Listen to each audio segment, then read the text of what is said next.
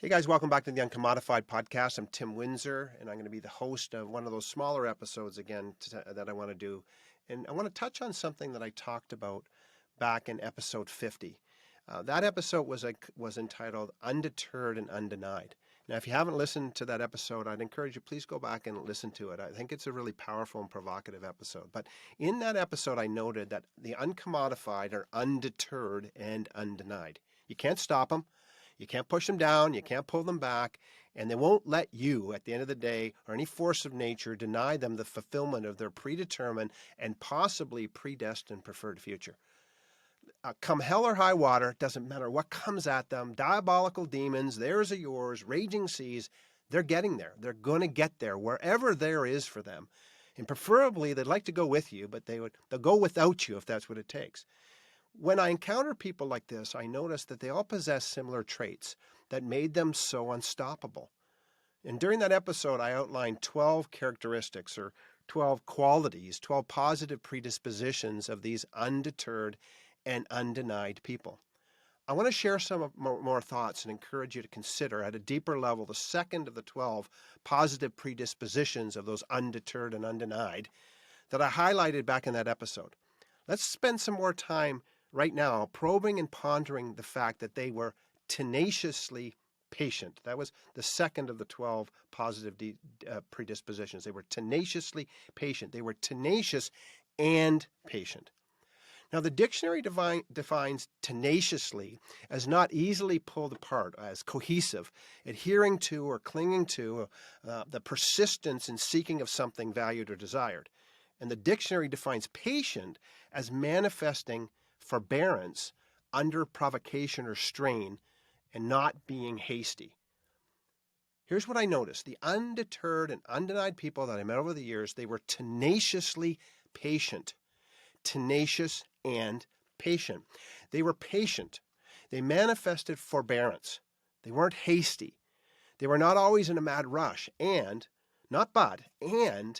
they were persistent enough, they were tenacious enough, there was a tenacity, there was a ferocity in their patience, which I know seems a bit like an oxymoron.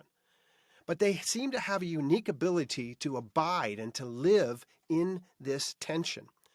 Like teams in a tug-of-war, pulling back and forth equally and holding that flag on the rope right in the middle, the tension between tenacity and patience created a powerful and provocative balance in these people. It created a push and pull that ultimately made them undeterred and undenied people, and they allowed this powerful push and pull to propel and protect them and others. They were tenacious and aggressive in their patience. Now, the image that comes to my mind when I think about this is they were like farmers. They had a hurry up and wait mindset and practice, like the farmers I partnered with in Zimbabwe over the years. They understood that if they were tenacious, if they were urgent and fiercely determined in the work that was required to get their seeds planted and ready for the rain, they would need to be patient for the rain to come and the sun to come to grow and mature the seeds they had planted. Tenaciously planted, patiently grown and matured, and now ready for harvest.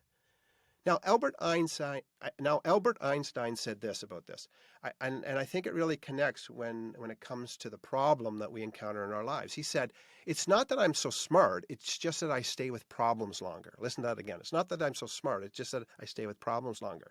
That's an interesting way of looking at it. Patiently staying or sitting in or with the problem long enough to feel it and let that feeling create a powerful tenacity to pursue the solution.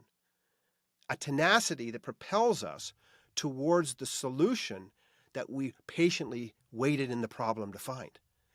People who are undeterred and undenied in the pursuit of what they want to happen or achieve are tenaciously patient. My question to you is, are you? Are you tenacious enough? Are you patient enough? I want you to think about this and ask yourself, what does this mean for you today? Now, there's some questions that I want to use to explore this idea a little bit more and to get you to activate this in your personal and professional life. Now, if you need to, pause the podcast and grab a pen if you want to write them down. I'll put the questions in the show notes as well if you want to find them there. But here's the first question I want you to think about. How will you be more tenacious in your life? How will you be more tenacious in your life? Now, when I think about answering this question for myself, this is what I realize. I become more tenacious. This is what I believe, anyways. I become more tenacious when I create a sense of urgency for myself. When I create, even when there's not, when I create a deadline, when there's not, when I create a drop dead date to get something done, that something must be done, not just should be done, but must be done. And even when I create it for me, when circumstances or other people don't, that actually creates a tenacity in me. And the second thing I noticed, the thing that I think makes me more tenacious and how I can become more tenacious is that when I have a clear sense of what I really want, and I know why achieving it or accomplishing it is important to me and others, that fuels my tenacity. I think if I'm going to become more tenacious, I got to fuel that with something, and it's that vision of the future that I absolutely crystallize in my mind and articulate, and I know I want to have it. Now, that's how it works for me, but how about you? Again, the question, how will you be more tenacious in your life? Secondly, how will you be more patient in your life? How are you going to be more patient in your life? Now, again, for me, when I think about this, I become more patient. At least this is what I think.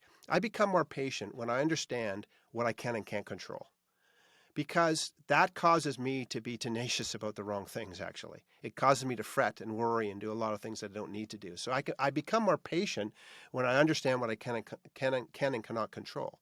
And I think I also become more patient with the process and the circumstances of my life when I recognize that in the waiting is the learning I need to find along the way. In the waiting is the learning. And so if I'm going to learn, I have to stay in it longer and be patient.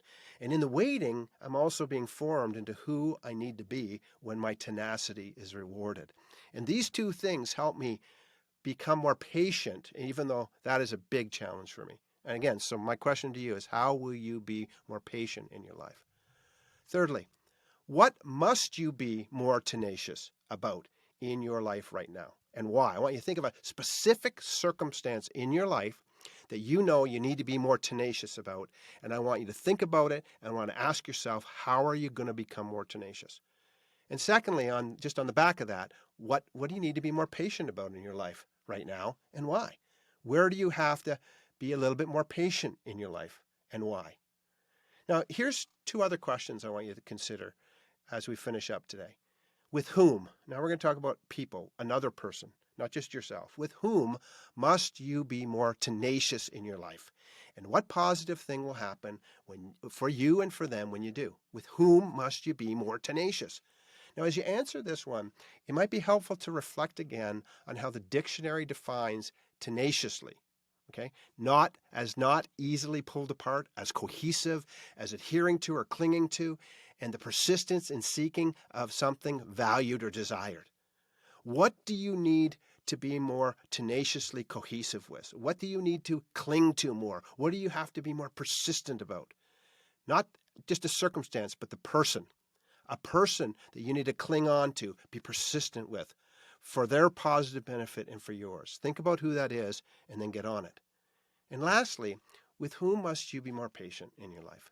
Who needs more of your patience? And again, think about this. What positive thing will happen for you and for them when you're more patient with them? And again, here it might be helpful to think about how the dictionary defines that patience again as manifesting forbearance under provocation or strain, not hasty. Who do you have to, in your life, who do you have to practice forbearance for? Who do you have to not be as hasty with, be more patient with? Again, listen, as we finish up, here's my challenge. The most undeterred and undenied people I've met over the years were tenaciously patient, tenacious and patient. Go out today and use this positive predisposition like they do and uncommodify your world and be as undeterred and undenied as they are. Have an amazing day.